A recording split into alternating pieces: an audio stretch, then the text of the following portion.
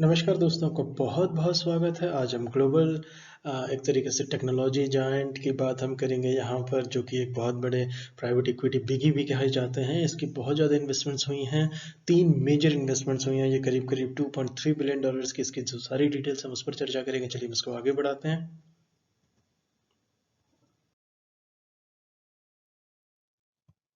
देखिए, सबसे पहले जो इसका बैकड्रॉप है, इसमें सिल्वर लीग जो है, ये एक तरीके जैसे मैंने पहले कहा, ये global technology investment fund silver league, ये बहुत बड़े एक तरीके से प्राइवेट इक्विटी पिगी हैं, जिन्होंने कमिट किया है हिंदुस्तान के अंदर $2.3 बिलियन को लाने का। और ये तीन एक तरीके से जियो प्लेटफॉर्म बायजूस और रिलायंस रिटेल में आ रही है। कितना परसेंट है हम भी इस पे बात करेंगे।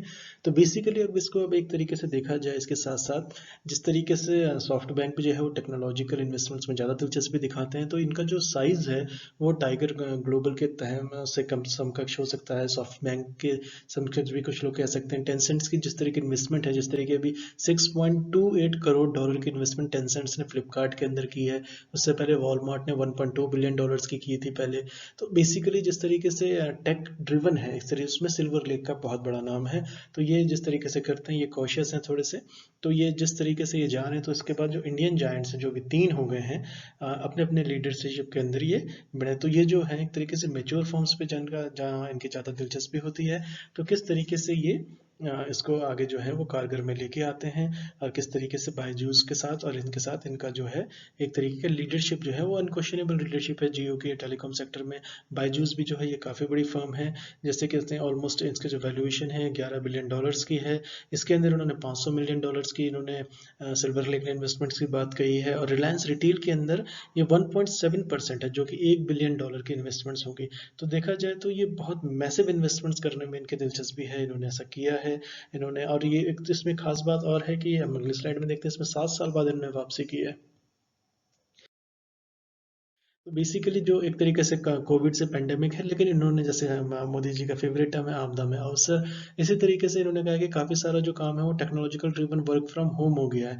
तो जिस तरह कॉर्पोरेट लैंडिंग हुई इसमें, तो इसमें इन्हें एक सिल्वर लाइनिंग दिख रही है। लेकिन सॉफ्ट बैंक और इसमें बुनियादी फ़र्क ये है कि ये थोड़े से और कॉशियस रहते हैं, और ये म्यूचुअल फंड्स पे इन्वेस्टमेंट्स को लगाना पे ये थोड़ी इनकी ज़्यादा दिलचस्पी रखते हैं। सॉफ्ट बैंक थोड़ा सा एक तरीके से थोड़ा सा एडवेंचरस है इन मामलों में। तो इसमें देखा जाए तो सिल्वर लिंक का जो फाइनेंशियल मसल है, जो इसके डीप पॉकेट्स हैं, बिग पॉकेट्स हैं, मैसिव हैं, वो करीब करीब एसेट क्वालिटी रिस्क की कम से कम $60 बिलियन की एसेट हैं, जो ये लगाएंगे पूरी दुनिया में ग्लोबली। वो कैसे होगी, कहाँ होंगे, उस पर भी बात करेंगे। इनकी 50 मेजर इन्वेस्टमेंट ग्लोबली की बात कही जा रही है। तो लेकिन ये थोड़े से कॉशियस रहते हैं, जैसे कि मैंने पहले कहा। और एग्जाम परस्पेक्टिव से ये वाली बात इंपॉर्टेंट है कि ये कहाँ की हैं। तो मेनलो पार्क हेडवाटर फंडिंग है एक तरीके से। तो मेनलो पार्क इनका हेडक्वार्टर्स है। तो मेनलो पार्क में अगर ये पूछा जाता है कौन से में किसने किया है, मेनलो पार्क हेडक्वार्टर कंपनी इनमें से कौन सी है जिसने इतने का इन्वेस्टमेंट किया, तो वो सिल्वर लेक होगा। लेकिन मेनलो पार्क आपको याद रखना पड़ेगा। तो जो रीज़न है इसमें क्यों किया जा रहा है इस तरीके से, एक तो एक लीडरशिप है, दूसरा ये बिगी है, दूसरा जियो के साथ रिलायंस के साथ हर कोई जुड़ना चाह रहा है। रिलायंस ने बल्कि वेटिंग लिस्ट में भी रखा है कुछ बड़े नामों को, वो हमने पहले लेक्चर्स में डिस्कस किया है। तो इसकी जो रीजन दी जा रही है वो ये जा रही है कि इन्वेस्टमेंट और फ्यूचर परस्पेक्टिव को लेकर न्यू फ्रेमवर्क के अंदर ये होगा, जिसके लिए जो इंडियन लॉज हैं वो थोड़े से सुगम बना दिए गए हैं, आसान बना दिए गए हैं। और जिस तरीके से मैं ये इसलिए कह रहा हूँ कि जो डायरेक्ट ओवरसीज लिस्टिंग होगी वो हिंदुस्तान में एक सच होने जा रहा है, एक रियलिटी में तब्दील हो जाएगा वो।